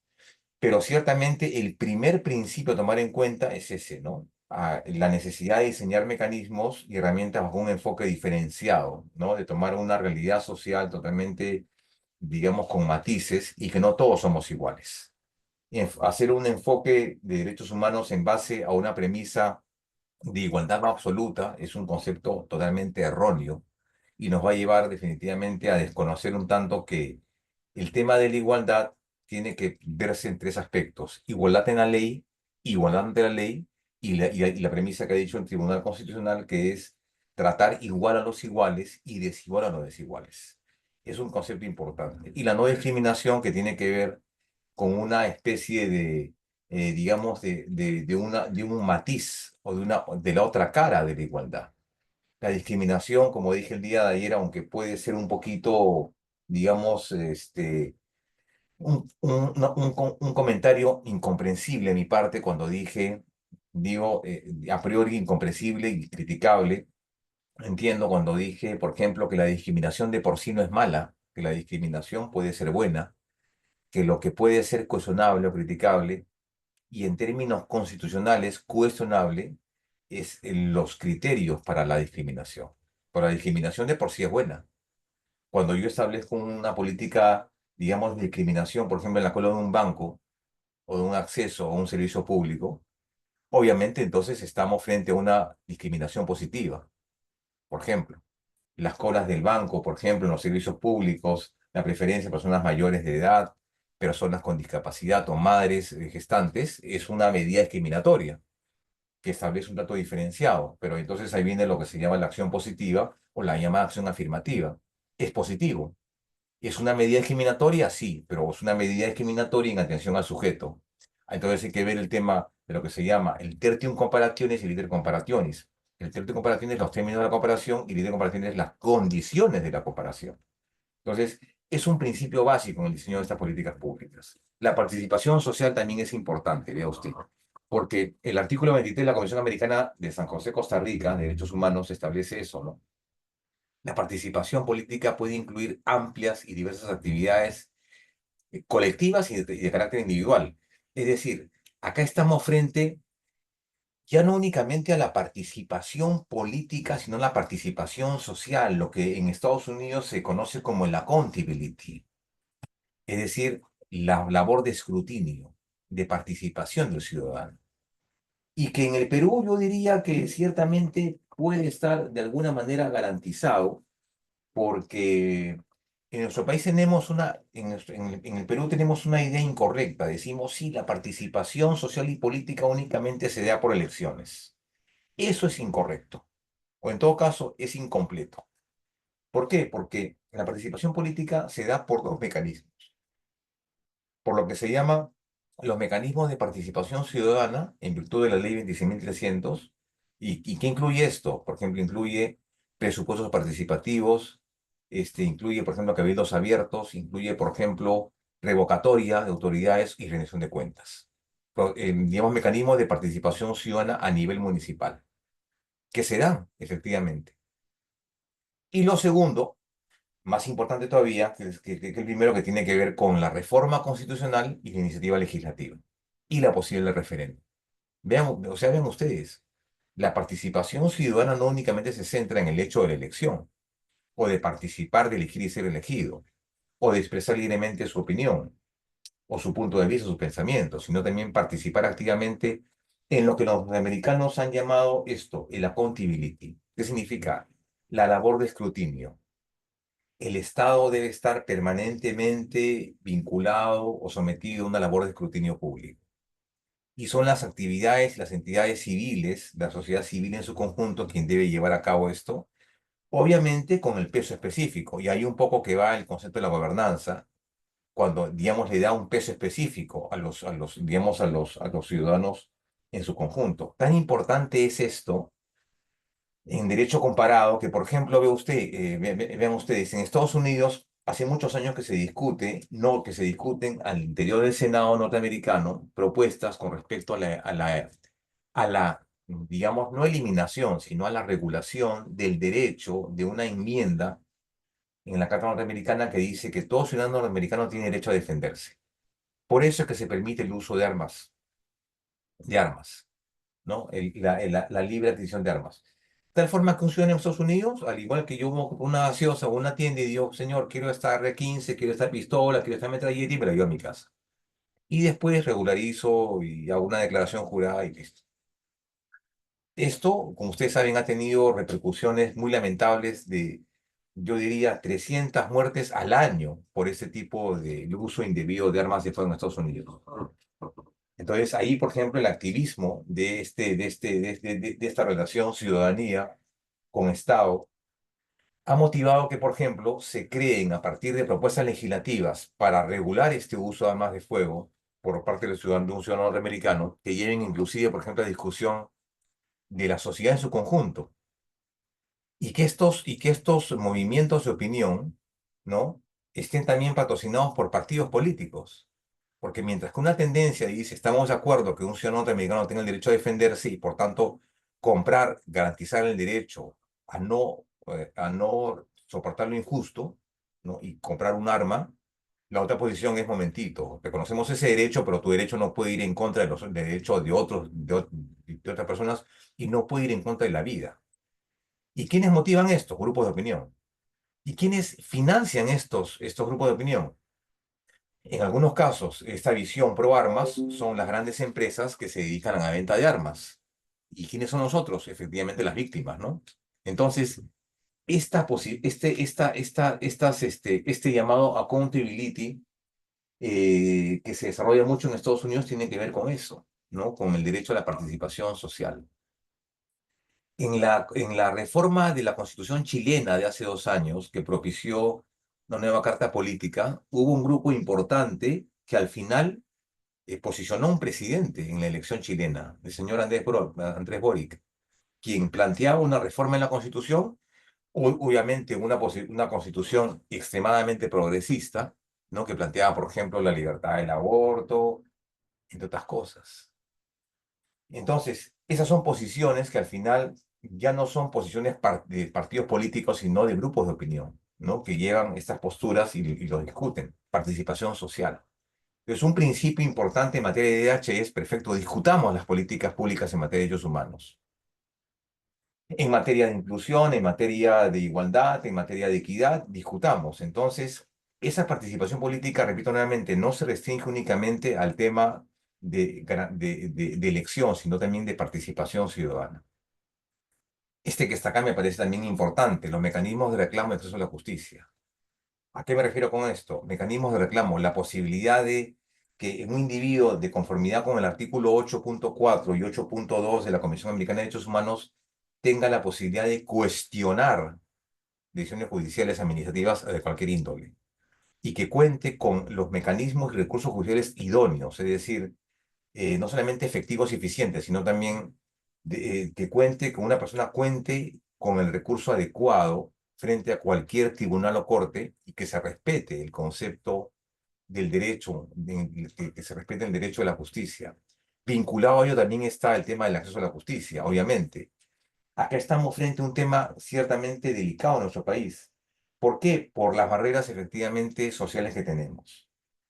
Imagínense ustedes una pobladora que, les voy a plantear este ejemplo, no sé qué pensarán ustedes al respecto, cómo hacemos, cómo planteamos este tema en cuestión. Imagínense ustedes una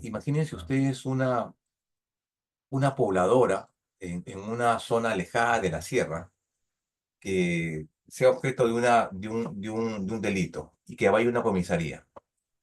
Y que vaya a una comisaría. Y en la comisaría quieres una denuncia. ¿Quién le entiende?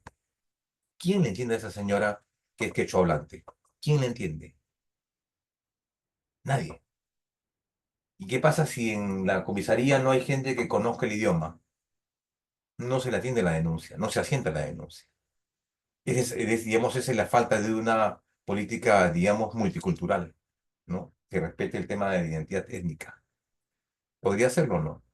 Una pobladora que, por ejemplo, va, no sé, a Indecopi, bueno, ya no a Indecopi, digo, por ejemplo, a la SUNATS, en un sitio alejado. O sea, va de su pueblo a la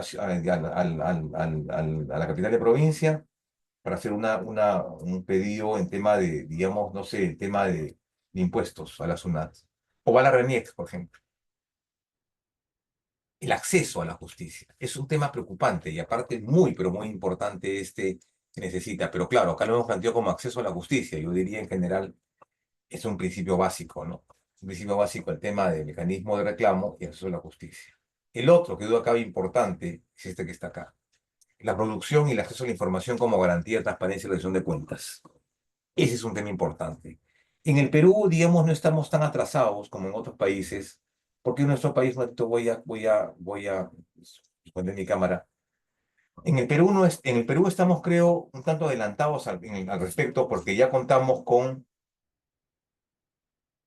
una legislación hace mucho tiempo, que es la ley de datos personales y la ley de protección de datos personales. De repente tenemos una autoridad de datos personales que está dentro de la División de Justicia. Y tenemos ya una política de transparencia, ¿no? Al igual que otros países en América Latina. Pero el acceso a la información pública es un valor fundamental de una sociedad, digamos, moderna. El hecho que la información pública debe ser, la información en general es una red pública. Hay esa presunción. Y con eso combatimos el elemento del secreto, ¿no? Del secreto. ¿Qué significa el secreto? Todo es secreto. Toda la información que tiene el Estado es secreto. Y además la producción y el acceso a la rendición de cuentas. La rendición de cuentas es algo que en general toda la ciudadanía debe ejercer. Pedir información de los gastos públicos. Es una herramienta fundamental, obviamente, el tema de acceso, y que, por ejemplo, ya en el Estado peruano, en su momento que se han creado estos portales de transparencia y de responsables de información pública por cada estamento público, me parece importantísimo, porque lo que busca es garantizar eso, el etos democrático de un Estado. Repito nuevamente, el etos democrático. Un principio fundamental, imprescindible la rendición de cuentas. Este es otro, la protección prioritaria a grupos de situación de discriminación histórica. Les dije el día de ayer que la Corte Interamericana y la Corte Europea de Derechos había precisado en su momento esa temática, ¿no? Que habían considerado, por ejemplo, que en el caso de los ciudadanos con LGTB, ¿no? Habían sido históricamente relegados, históricamente discriminados. Y por tanto debería darse una protección ciertamente reforzada. Esta discriminación histórica, ¿no? Esta es una discriminación histórica a este segmento importante de personas que en nuestro país no es minoría, es una mayoría importante. Estamos hablando de más o menos unas 3 millones de personas en nuestro país, pero que lamentablemente no reciben una adecuada protección legal por parte del Estado y que históricamente han sido ciertamente relegadas en el ámbito de sus derechos. Con eso no quiero mandar un mensaje, digamos, pro, un, un mensaje pro apertura indiscriminada, sino un mensaje de protección. Por ejemplo, me parece importante eso. La inclusión de la perspectiva de género y la diversidad, lo dije el día de ayer, el tema de género tiene que ver con un concepto relativamente nuevo. No es un tema que tiene que ver con la genitalidad ni con una cuestión cromosómica, es una cuestión de básicamente una vivencia espiritual, ¿no?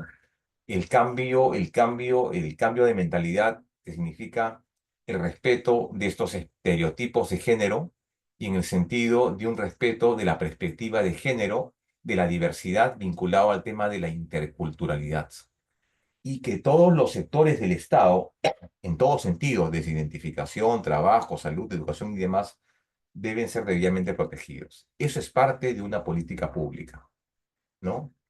Y el otro punto es el tema este, ¿no? De la prevención y sanción de todo tipo de violencia contra la mujer, ¿no? Y acá hay un concepto interesante que tiene que ver con la Convención de Belén do Pará, con respecto a la Convención Americana de Discriminación Racial y de todas las formas. Bien, efectivamente ese es un tema interesante. Esto de acá también es un tema importante, la institucionalidad y las políticas públicas. El tema de la institucionalidad tiene que ver, que tiene que ver con el respeto de las instancias que ejecutan y diseñan las políticas públicas, ¿no? Debe definirse tanto por sus normas o por sus reglas formales. ¿Qué significa la institucionalidad? El respeto de las competencias de los poderes públicos. Realmente, la institucionalidad tiene que ver con el respeto de las competencias y funciones de los poderes públicos. No podemos hacer una política pública si es que no observamos las competencias de cada uno. Que pueden haber labores compartidas, sí. Que pueden haber labores delegadas, sí. Que pueden haber labores exclusivas, sí. Pero, lamentablemente, esto no ocurre, digamos, no ocurre porque en nuestro país, lamentablemente, hay el famoso peloteo, ¿no? Eso es lo que ha ocurrido, por ejemplo, en la localidad de Huacho, perdón, en Chancay, en la entrada de Huaral, hace algunos días, que ciertamente un accidente lamentable que se pudo prevenir, pero cuando ocurrió, el Estado peruano dijo: un momentito, señor, la responsabilidad no es del Ministerio de Transportes, la municipalidad es de la municipalidad. La municipalidad dijo: no, señores, la responsabilidad es de Provías. Y Provías dijo: no, la responsabilidad es del concesionario. Y al final, ¿quién asume esa responsabilidad? ¿No? Entonces hay funciones y competencias. Hay competencias delegadas, y competencias compartidas y competencias exclusivas, que pueden haber cierto marco, cierto nivel, digamos, de compartir funciones, claro que sí. Y uno de ellos es un tema álgido al día de hoy, el tema de la seguridad ciudadana. La seguridad ciudadana no solamente corresponde al gobierno como tal, al Estado, en el marco de la función de la Policía Nacional del Perú, corresponde también al Poder Judicial, Ministerio Público, municipalidades, gobiernos regionales y locales. Todos están comprometidos en esta función. El Ejecutivo, el Ministerio de Justicia. Una labor compartida. Entonces, el tema de la insolidaridad en las políticas públicas debe significar ¿qué cosa? Un respeto escrupuloso por el tema de las funciones y competencias. Obviamente. Bien.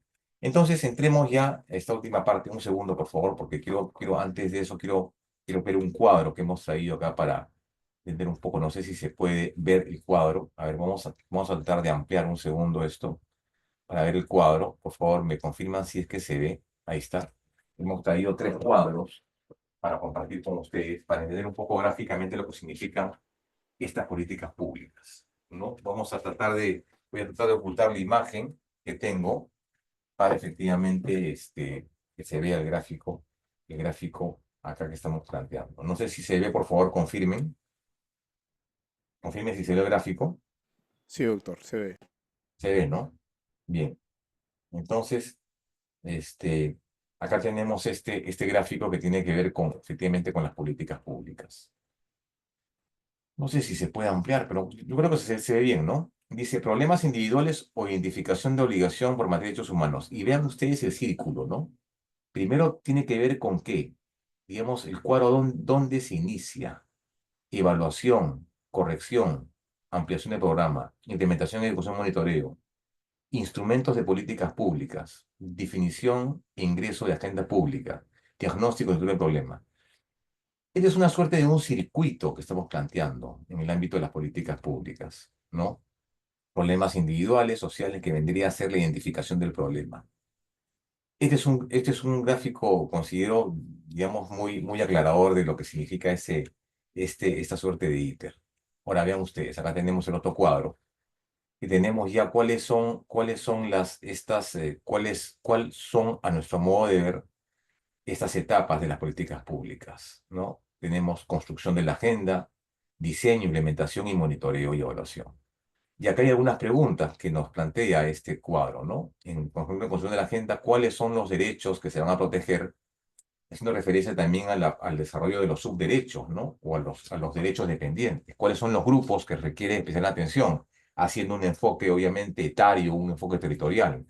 Tercera pregunta, ¿cuáles son las fuentes de información sobre el problema identificado? Construcción de la agenda, es decir, la identificación del problema. Segundo, el diseño. ¿Cuál será el alcance de la política? Establecer qué tipo de política, una política sectorial, una política sectorial, una política, digamos, multisectorial, una política nacional, una política regional, una política municipal. ¿Cuáles son los objetivos a atender particularidades de grupos sociales y de las brechas en situaciones de vulnerabilidad? ¿Cuál será la base normativa y el esquema institucional? ¿Cuáles serán los mecanismos de reclamo y cómo se evalúa la política? Yo creo que en todos los ítems debería haber una evaluación de cada ítem. Implementación, la oferta de servicios y recursos está disponible, es accesible, adaptable, de calidad y de calidad. Permite el acceso a la información, a la justicia, rendición de cuentas. Están siendo asignados recursos suficientes y sostenibles y se implementa mecanismos de coordinación entre instituciones y niveles de gobierno. Y por último, monitoreo y evaluación arroja información sobre la remoción de obstáculos en acceso a los derechos y disminución. Se realizan encuestas de satisfacción con grupos afectados.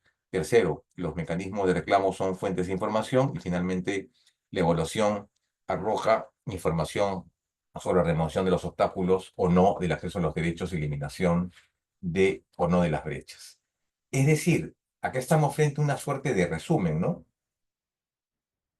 De lo que significa las políticas públicas y el diseño de la evaluación, ¿no? No solamente es, digamos, elaborar políticas públicas, también qué cosa es evaluar.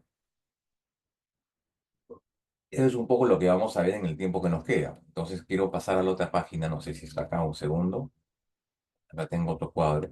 A ver, un segundo, está acá. Este es el otro cuadro. Este que está acá. Este es un cuadro un poco más desagregado, ¿no? Tenemos derecho, subderecho, obligación general, elemento institucional y los principios que hemos planteado, ¿no? Vean ustedes, el primer ítem tiene que ver con los derechos humanos a desempacar lo que les dije, ¿no? O sea, ese derecho que está en el ámbito de protección debe ser tutelado. Perfecto. Entonces, abrámoslo. Y hay entonces una serie de subderechos que van básicamente en una afectación directa o indirecta. Nuevamente dije hace un rato, el caso, por ejemplo, de la Oroya, que mereció un comentario aparte. Hay un tema básicamente de contaminación ambiental, no una afectación por parte del Estado. Y lo otro tiene que ver con afectación a otros derechos. No es únicamente el tema del medio ambiente, sino también salud, educación y vida principalmente, ¿no? Proyecto de vida. Ahí estamos desagregando los subderechos. La obligación contenida en la Carta de la Convención, respetar, proteger, garantizar y promover los derechos fundamentales, y el elemento institucional que tiene que ver con disponibilidad, accesibilidad, calidad y aceptabilidad de los derechos en general. Entonces, este es un cuadro, digamos, bastante gráfico que nos permite identificar cómo es que se plantean estas políticas públicas en DDH y cuál es un poco, digamos, estas etapas de estas políticas públicas, ¿no? Pero lo primero que hay que destacar es que estas políticas públicas nacen de qué? De la necesidad, de la existencia de un problema, una circunstancia, pero también, digamos, dije hace un rato que también puede ser una acción o una abstención. Puede ser también que el Estado diga, bueno, yo prefiero no intervenir en este asunto y dejar que el tema se desarrolle libremente. También podría darse, ¿no? Es decir, la política pública también podría ser entendida como una abstención y no necesariamente como una acción. Es decir, como una adopción de una política pública al respecto, ¿no? Entonces, Estos tres cuadros me parecen interesantes a tomar en cuenta. A ver, nuevamente, perdón un ratito, aunque está. Uno, dos, este tres que es una especie de flujograma de estos procesos. Bien, quería saber si hasta acá había alguna duda al respecto. Vamos a desarrollar cada etapa de la implementación de las políticas públicas en relación a lo que acabamos de conversar. Perfecto. Una vez que hemos visto ya estos tres cuadros, entonces permítame hablar acerca de eso, ¿no? Y acá quiero plantear lo que ha establecido la CIDH con respecto al tema de diseño y formulación de estas políticas públicas. El primer elemento, la primera parte de las políticas públicas es el diseño y formulación. Una estrategia, ¿de acuerdo? La remoción de obstáculos, la identificación del problema. ¿Tiene que ver con qué? Definición sobre el alcance que tendrá la política de inclusión, la especial atención a necesidades de grupos identificados, prioritarios y definición del problema y la remoción de obstáculos. Es decir, ¿cuál es el objetivo central de la política pública? ¿No? ¿Qué es lo que estamos, no es lo que estamos, no es lo que vamos a, es una pregunta muy simple, o sea, ¿con respecto a qué vamos a implementar una política pública? Es el primer elemento.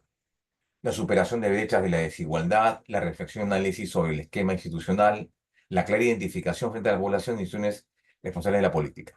Es una primera parte, el tema de diseño y formulación. Y tiene que ver también, claro, cómo identificamos los mecanismos de participación social, es decir, habrá, por ejemplo, una consulta previa con respecto al problema, habrá una suerte de encuestas, habrá focus groups, habrá mesas de trabajo, mesas de diálogo para identificar el problema durante la implementación, cómo se va a difundir esta información, cómo se va a hacer de conocimiento de la comunidad, cómo se va a sostener o solventar económicamente en el tiempo esta propuesta, que también es importante, porque si no cuenta con presupuesto, obviamente la propuesta va a resultar inviable. Podemos discutir tiempo, años, y no se da porque no hay recursos económicos posibles para ello. Lo segundo es el tema de la implementación y la ejecución. Ejecución de acciones previstas conforme a los principios de universalidad, igualdad y no discriminación, es decir, utilizando nuevamente los enfoques de derechos humanos, el análisis de disponibilidad, calidad, accesibilidad, habilidad de recursos diseñados, es decir, básicamente estamos hablando de la oferta, mantenimiento de la oferta, cuál va a ser la cobertura de estas políticas públicas, a qué público va a estar dirigido y básicamente y ofertados durante la implementación, o sea, a quién va, digamos, corresponder. Y eso tiene que ver y eso tiene que ver ya, eso tiene que ser evaluado ya en la parte final, cuando se ve el costo-beneficio. Tema de la viabilidad. El costo-beneficio es importante, o sea, la utilidad. ¿Qué utilidad tendría la implementación de esta política pública? ¿Cuál sería el costo-beneficio? ¿No? El costo-beneficio lo podemos identificar a corto, largo o mediano plazo, básicamente. La difusión de la información sobre la política pública, las consultas de los sujetos cuyos derechos están siendo protegidos, ¿no? Es decir, cómo vamos a implementar los reclamos, las discusiones, cuáles son los mecanismos, ante quién tendrían que ir los pobladores, el objeto de estas reformas públicas, en el caso, por ejemplo, de una política pública en su conjunto. ¿Ante quién? ¿Cómo reclamo? ¿Ante quién reclamo? Hay una secretaría técnica, tendría que ir al ministerio, tendría que ir a Defensoría del Pueblo, al área de conflictos, ¿dónde planteo este pedido? O por último, si tengo el derecho también lo judicializo, ¿no? La idea es que no se judicialice, sino que se quede en la etapa de la discusión, la difusión de los mecanismos de reclamo y la realización de diagnósticos de progreso que permitan mejorar o modificar las cuestiones que no están alcanzando los resultados esperados, ¿no? Y por último tenemos este que yo lo rayé porque es un tema bastante amplio, la inclusión de opiniones de los actores sociales consultados. Bueno, claro, una especie de monitoreo o seguimiento, ¿no? De las opciones. Monitoreo y evaluación que ya vendría a ser la última parte, ¿no? Acá tenemos revisión de informes de monitoreo periódicos que contengan esta información cuantitativa y cualitativa que den cuenta de disminución o no de los obstáculos de acceso a los derechos y a la integración estatal. Digo esto porque este monitoreo y evaluación digamos, es una suerte de diagnóstico, ¿no? O sea, cómo ha quedado. Pero para eso, este monitoreo tiene que ver con esta información cuantitativa y cualitativa. Encuesta de satisfacción, otro tipo de instrumentos de evaluación. No se puede ser, por ejemplo, El tema de la consulta previa, por ejemplo, es un mecanismo de evaluación. Señor, ¿qué, estamos de acuerdo con esto o no? La llamada licencia social en el ámbito de la explotación minera o la afectación medioambiental, digamos, ¿no? Consultas otros mecanismos de participación, realización de proceso de evaluación que cuente con la participación social y logre determinar la efectividad de esos términos en general. Entonces, tenemos ya 4 ítems o 4 etapas en el ámbito de las políticas públicas. Un poco retomando. Diseño y formulación, número 1. Número 2, implementación y ejecución. Número 3, monitoreo y evaluación. Y por último, yo diría, el último sería básicamente el tema del diagnóstico, ¿no? El diagnóstico. ¿Qué es un tema importante que tiene que ver con el costo-beneficio? Bueno, ¿cómo ha quedado en general esto? Y finalmente tenemos un tema último que tiene que ver con el proceso de evaluación. Les dije hace un rato, si la política pública no se evalúa, entonces no sirve de mucho, ¿no? Hemos transitado por una serie de etapas, pero al final no hemos terminado en nada. Una evaluación, ¿qué cosa es? Una apreciación sistemática y objetiva del proyecto, programa o política, en curso o concluido. Básicamente es eso. Hay tipos de evaluaciones. Solamente quiero dedicarme únicamente a 2 o 3 de acá. A ver, em, hay una que me parece, hay una que me parece importante, que es una evaluación, digamos, que es una evaluación ex ante y una evaluación de carácter posterior. Y la tengo por acá. Un segundito, que está acá. Evaluación, los tipos de evaluación. Un segundito, está acá. Aquí está. Que está acá. Vean ustedes, ¿ah? Es importante esto. Acá tenemos otro tipo de evaluación. Evaluación externa, que lo hace ya, no lo hace, pues, quien desarrolla o aplica esta política, sino lo hace un externo, un independiente, ¿no? En todo caso, este independiente, digamos, esta evaluación externa se genera por la desconfianza de actores, ¿no? En todo caso, que lo haga, pues, no sé, un consultor internacional, por ejemplo. Conflictos de ese tipo hay muchos, ¿no? Por ejemplo, por ejemplo, yo diría de la Oroya, ¿no? El Estado peruano podría decir, señor, o sea, yo podría ejecutar un PAMA, que es el programa de adecuación medioambiental, pero en todo caso que lo haga un consultor internacional, ¿no? Una evaluación externa. ¿Sería posible? Sí, claro, para un poco garantizar la imparcialidad. Una evaluación interna implica evaluadores pertenecientes a la institución promotora, que ciertamente no están muy, digamos, no tienen esa objetividad ni parcialidad, ¿no? No, imagínense pues una evaluación por parte del Ministerio del Medio Ambiente, obviamente no va a decir pues el Estado es responsable, el Estado va a tener que buscar la asignación de las cosas, buscar un poco la salida más fácil, ¿no? Una autoevaluación involucra a los responsables en la intervención de evaluación sobre las actividades, una evaluación mixta coordina 2 o más tipos de evaluación. Bien, pero vean ustedes esto, hay una evaluación importante, que es esta que está acá, esta que está acá, que es la evaluación coste, beneficio y efectividad. Ese es un tema importantísimo. Y esto tiene que ver desde su origen legislativo, ¿no? Es un tipo de indicador, ¿de acuerdo? Que en un principio podríamos orientarlo a un tema monetario. ¿Cuánto es lo que me va a costar? ¿Cuánto es lo que voy a obtener de beneficio? ¿El programa ha generado beneficios suficientes para compensar el costo de la política? ¿Cuánto es lo que yo debo? ¿Qué es lo que yo voy a obtener como Estado? Generalmente, en políticas públicas, es difícil a veces un poco cuantificar este tipo de indicadores. Doy, por ejemplo, un caso en específico. Quiero concluir con 2 casos en específico. Hace algunos años, este, se motivó en el departamento de Amazonas un caso interesante en el que em, habían 2 jovencitos de 17 y 18 años que acudieron a la escuela de un poblado en Amazonas,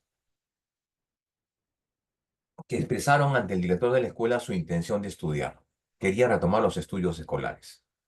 ¿Y qué les dijo el director de la escuela? Le dijo, bueno, lamentablemente ello no es posible porque el colegio únicamente tiene una directiva que puede digamos, permitir el ingreso de jóvenes no más de 16 años en secundaria. Y los chicos, digamos, querían terminar sus estudios escolares. Entonces, frente a ello, el director de la escuela le dijo, vean, sin perjuicio de ello, yo les recomendaría que vayan al otro pueblo, se llama Leimebamba. Ese sitio se llama Leimebamba. Entonces el director del colegio le dijo, bueno, sin perjuicio de ello, lamento mucho no poder atenderlos, pero les sugeriría que vayan a otro pueblo. En otro pueblo sí hay un colegio, sí hay un colegio donde los puede admitir para que ustedes terminen correctamente su etapa escolar. Bueno, perfecto. De ser así no había ningún problema. Lo que ocurre es que ese pueblo estaba a 4 horas de distancia, a pie, ¿de acuerdo? A pie. Entonces, eso significaba que los alumnos deberían ir, estos jovencitos deberían ir 4 horas de ida y 4 horas de vuelta todos los días. Esto motivó que estos dos alumnos, planteasen una demanda, ¿no? Pidiendo el acceso a la educación, en el derecho a la educación, pero en el ámbito de la accesibilidad. Obvio, ¿no? En esa oportunidad el Tribunal Constitucional dijo lo siguiente, hay un tema, esto representa una política pública que debería por lo menos implementarse. ¿Cuál es la política pública? Que en este caso, esta situación en concreto se viene repitiendo. O sea, los magistrados consideraron que esto se venía repitiendo en varios sitios. En varios sitios. Yo no únicamente en Limebamba, sino en varios sitios que los colegios no permitían el ingreso de personas, de alumnos mayores. Entonces el tribunal dijo, acá hay una ausencia de una política pública, una ausencia de una política pública que permite que esos alumnos puedan terminar su preparación escolar. ¿Y qué dijo el tribunal? El TC, digamos un poco saliendo del ámbito del órgano de control, dijo, voy a convertirme en un ente de gestión pública y voy a ordenar en mi sentencia que me identifiquen cuántas personas hay en el caso similar y que se cree por parte del Ministerio de Educación un registro de esas personas, de esos alumnos que quieran estudiar fuera de la posibilidad de la edad y que se les garantice el acceso a una educación, pero priorice el tema de la accesibilidad. Eso es aplicar una política pública de inclusión de una política también etaria. ¿Entienden? Entonces, eso ciertamente podría ser cuantificado a futuro, sí, a futuro, no en el momento, a futuro. Otro caso muy puntual que tiene que ver con, por ejemplo, un ciudadano era un efectivo de la Policía Nacional de Perú, que este señor mata a su esposa. Mata a su esposa y entonces este señor este,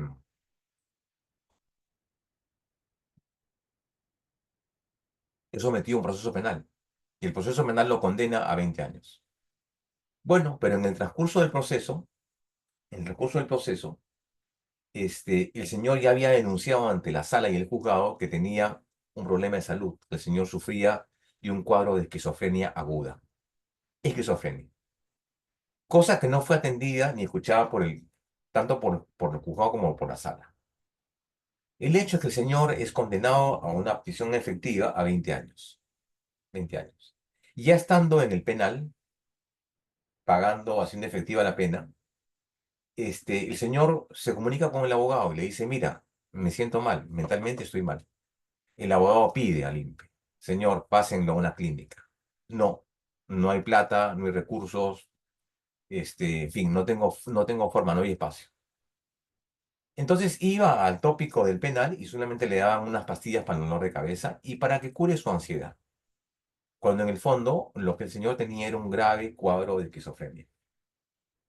Entonces esto motivó que el abogado plantease un habeas corpus para que el tribunal disponga de que ese señor sea derivado a una clínica, a un hospital. El tribunal dijo lo siguiente, ¿cuántos casos más hay como estos? Y habían 350 casos en el Perú de varios penales de personas que estaban privadas de libertad, pero por afectaciones mentales. Una política de derechos humanos en el ámbito de salud no puede convalidar eso. Que ordenó el tribunal que se implemente mecanismos de política pública en materia de derechos humanos, en el ámbito de salud, en el ámbito de, de personas privadas de libertad, para que estas personas sean derivadas a centros hospitalarios y no que purguen prisión en un penal. Más que evidente, ¿no? Eso tiene que ver con estos tipos de evaluación, efectivamente. Doctor Henry, ¿alguna pregunta del público? Con todo gusto.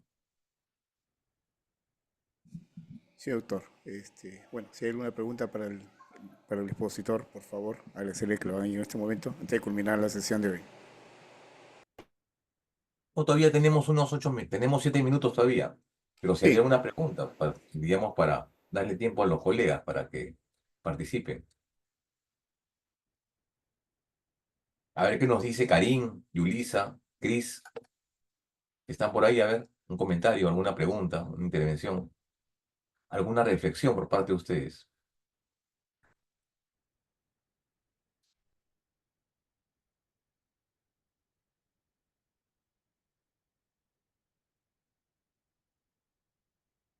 Hay un caso último, que es el caso que ocurrió en Argentina. También motivó un caso parecido a este, para que vean que no solamente en el Perú ocurre.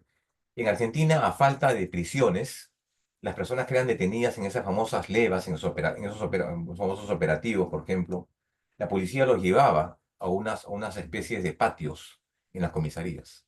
Y ahí los tenía. Y obviamente es una conducta violatoria.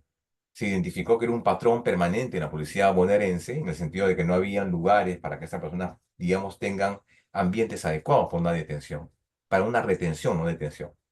Se estableció entonces que el Estado argentino debería, por lo menos, implementar ámbitos o áreas para una correcta privación de libertad, una privación de libertad temporal, para el tema de identificación, para el tema, no sé, de ubigeo, ¿no es así?